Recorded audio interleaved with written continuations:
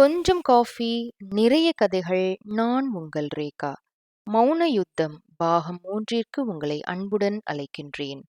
ஒருவித மௌனத்துடன் நாட்கள் சென்றன. ஒரு விடுமுறை நாளில் சுமித்ரா தன் தாய் தந்தையிடம் திருமணத்திற்கு சம்மதம் என்றாள். சுமிமா, உனக்கு முழு சம்மதம் தானே? இல்லை, எங்களுக்காக சொல்றியா என்றார் சுந்தர். இல்லை அப்பா, எனக்கு முழு சம்மதம்தான் என்றாள். சுந்தரும் சித்ராவும் மும்மரமாக மாப்பிள்ளையை தேடும் படலத்தை தொடங்கினர்.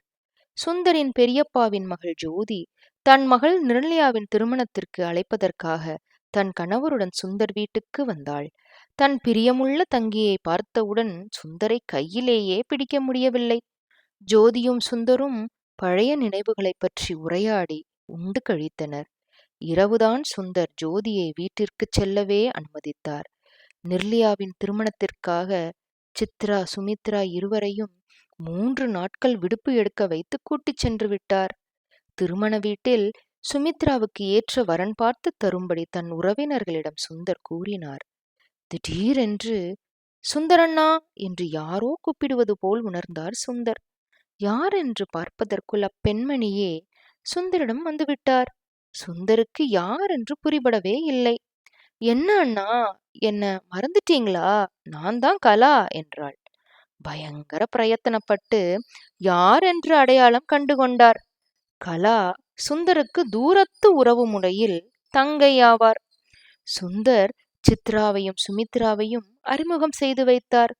கலா தன் கணவரையும் மகன் பிரவீனையும் அறிமுகப்படுத்தினார். முதல் சந்திப்பிலேயே சுமியும் பிரவீனும் ஒருவரை ஒருவர் ஈர்த்தனர். என்ன நினைத்தாலோ திடீரென்று, அண்ணா, உங்க மக சுமித்ராவ என் மகன் பிரவீனுக்கு திருமணம் செய்து கொடுப்பியானா என்று சுந்தரிடம் கேட்டாள் கலா. சுந்தரும் சித்ராவும் ஒரு நிமிடம் திகைத்து விட்டனர். ஆனால் சுமிக்கு மட்டும் உள்ளூர ஒரே மகிழ்ச்சி. பிரவீனுக்கும் அப்படியே. அண்ணா, எனக்கு ஒரே மகன்.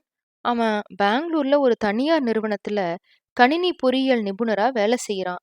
நல்லா சம்பாதிக்கிறான். எந்த கெட்ட பழக்கமும் கிடையாது. திடீரென்று, டேய் பிரவீன், உனக்கு எந்த பழக்கமும் கிடையாதுல்ல, உன்னைய நம்பி சொல்றேன்டா என்றாள் கலா.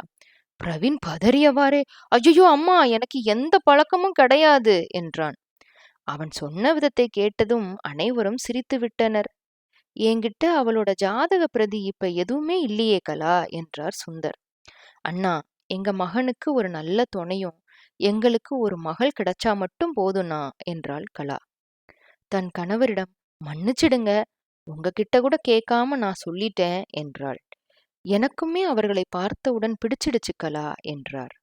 கண்கலங்கிய சுந்தர் சித்ராவை பார்த்தார். சித்ராவும் சம்மதம் தெரிவிக்க இருவரும் சுமித்ராவிடம் கேட்டனர். சுமித்ரா நாணத்துடன் தலையசைத்தாள். கலாவும் தன் கணவனிடமும் மகனிடமும் சம்மதத்தை கேட்டாள். பிரவீன் ஓரக்கண்ணால் சுமியை பார்த்தவாறே சம்மதம் தெரிவித்தான். நிர்மலாவின் திருமண நிகழ்வில் சுமியின் திருமணம் உறுதியானது. சுந்தர் மற்றும் கலா இருவரும் சென்னையிலேயே இருந்தது சௌகரியமாகிப் போனது. பரஸ்பரம் ஒருவர் வீட்டுக்கு மற்றொருவர் என்று சென்று வந்தனர். பிரவீன் தன் குடும்பத்துடன் சுமித்ரா வீட்டிற்கு சென்றபோது சுமித்ராவின் கைபேசியை அவளுக்கு தெரியாமல் எடுத்து தன் கைபேசி எண்ணை பதிவு செய்து வைத்தான். மறுநாள் பெங்களூர் சென்று விட்டான். அக்டோபர் மாதம் இருவருக்கும் திருமணம் நடப்பதற்கான நாள் நிச்சயிக்கப்பட்டது. பிரவீன் பெங்களூர் சென்ற பிறகு வார இறுதி நாளில் சுமித்ராவுக்கு வாட்ஸ்அப் மூலம் ஒரு குறுஞ்செய்தி அனுப்பினான். அவளுடைய பதிலுக்காக காத்து கொண்டிருந்தான். ஒவ்வொரு நிமிடமும் ஒவ்வொரு யுகமாக தோன்றியது அவனுக்கு. தெரியாத எண்ணிலிருந்து வந்த குறுஞ்செய்தியை பார்த்து குழம்பினாள். பின்பு அதிலிருந்த சுயவிவர புகைப்படத்தை பார்த்ததும் ஸ்தம்பித்தாள். அடுத்து என்ன நடந்தது? இனி வரப்போகும் பாகங்களில் தெரிந்து கொள்ளலாம்.